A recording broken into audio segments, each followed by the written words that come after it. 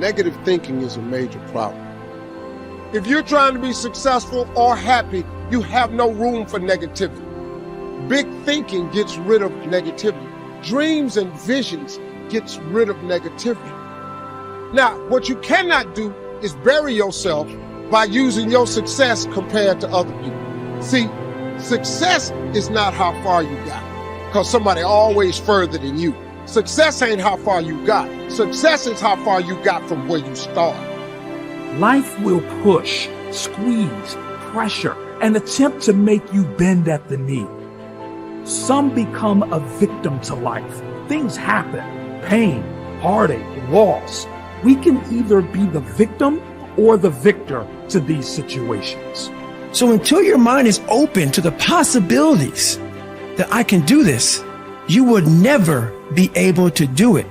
Once the mind starts to believe it can be achieved, it then, only then, does it start to break down tactically how we can do this. Until then, you're going to always lose.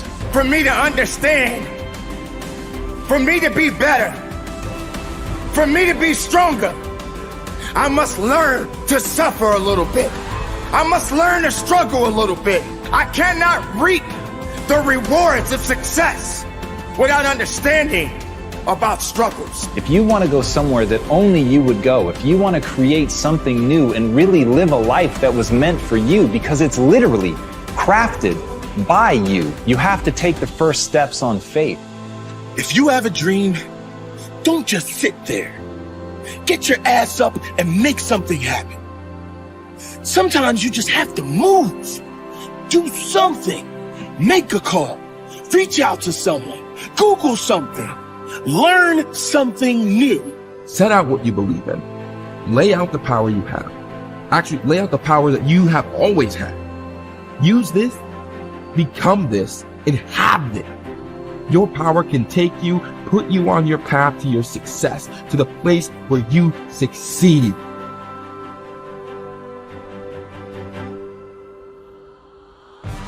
You have, and you always will have this potential to improve, this potential to adapt, and this potential to change. This is what you've been working for. Go on and receive that. Trying to get insight and see life as a puzzle, and your goal in life is to seek the adventures that piece the puzzle together. Who are you? You're the thing that transforms who you are. Now, you're also who you are, but on top of that, you're the thing that transforms who you are. You are the thing that is, and you're the thing that becomes. And you should put the thing that becomes at a higher place than the thing that is. That means you also have to allow yourself to shake off those things about you that you might be pathologically attached to, habits and people, for that matter, ways of thinking, all of those things. You have to allow yourself to shake those off, and that's more like a burning. That's why the phoenix is the symbol that it is, right?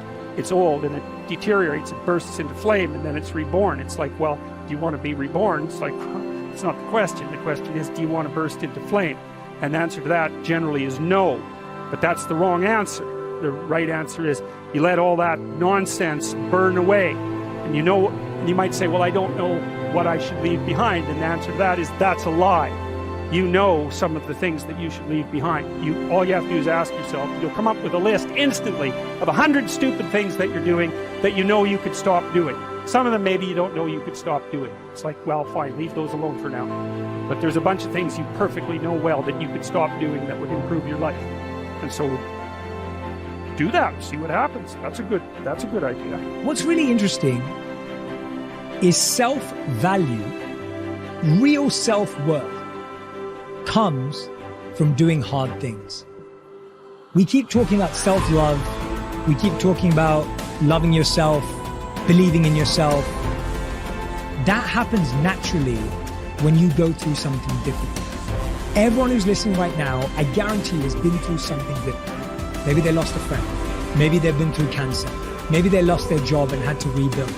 Maybe they completely got destroyed during the pandemic and had to figure everything out with their health. The point is, we've all done hard things.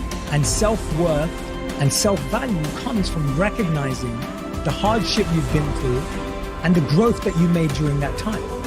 Now, if you're someone who's listening and saying, Jay, well, I'm not sure I've been through anything that challenging, well, that's your challenge. Go and figure out what it is that you want to do that's hard. Is it developing a new skill? Is it getting a qualification? Is it starting that business or dream that you've always wanted to do? What's that difficult thing you're going to do on your own, with your friends, with the support of whoever's around you, but not with the crutch or the handicap of a partner?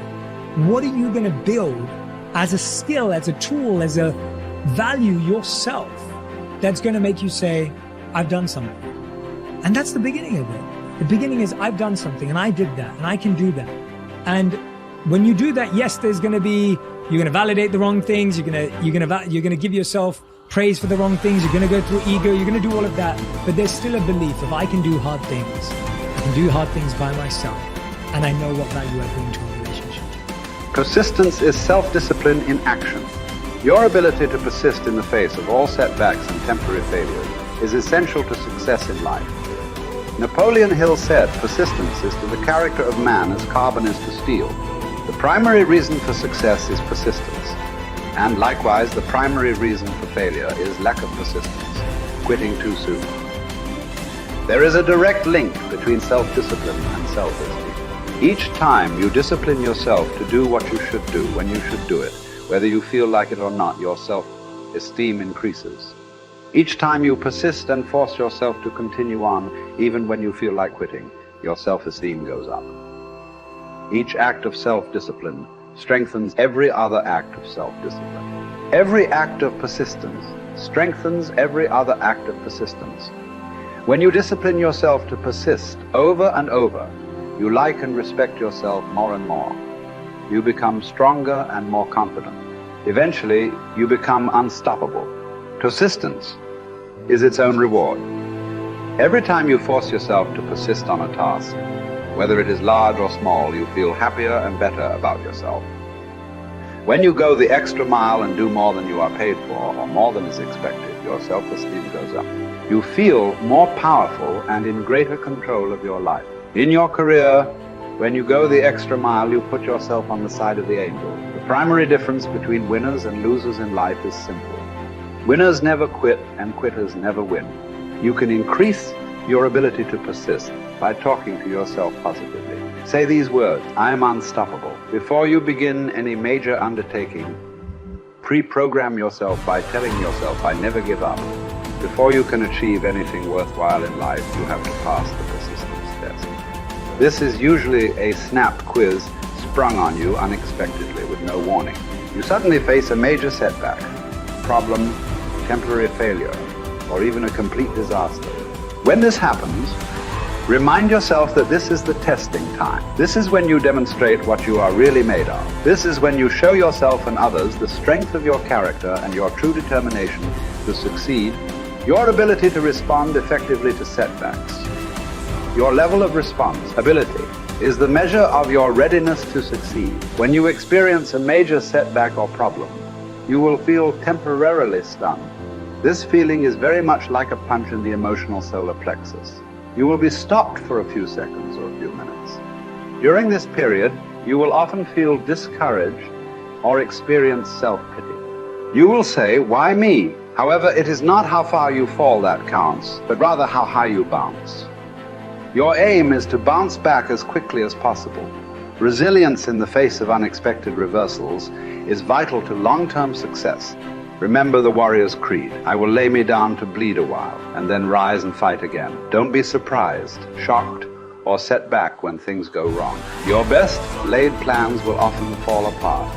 Instead, expect disappointments and setbacks as a part of life. Take a deep breath, pick up the pieces, and continue onward.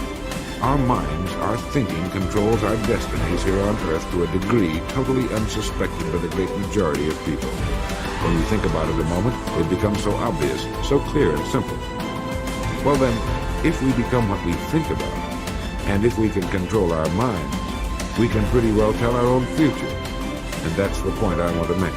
That's what I meant when I said earlier that each one of us is the architect of the structure fashioned by our years. This means that if we're confused about what we wish to become or accomplish, our lives, our environment will mirror that confusion. It also means that if we know what it is we seek, that it must be accomplished. Barring an act of God or a catastrophe over which we have no control, we as individuals can call our own shots for the rest of our lives. We can know what it means to go through life from one success to another, to play life according to the rules and reap the rewards. We can know what it means to have peace of mind and live calm, cheerful, successful lives. You are at this moment the sum total of your thoughts to this point, for there is nothing else you can be. And 5 years from now, you can be and have anything you set your entire mind and heart upon.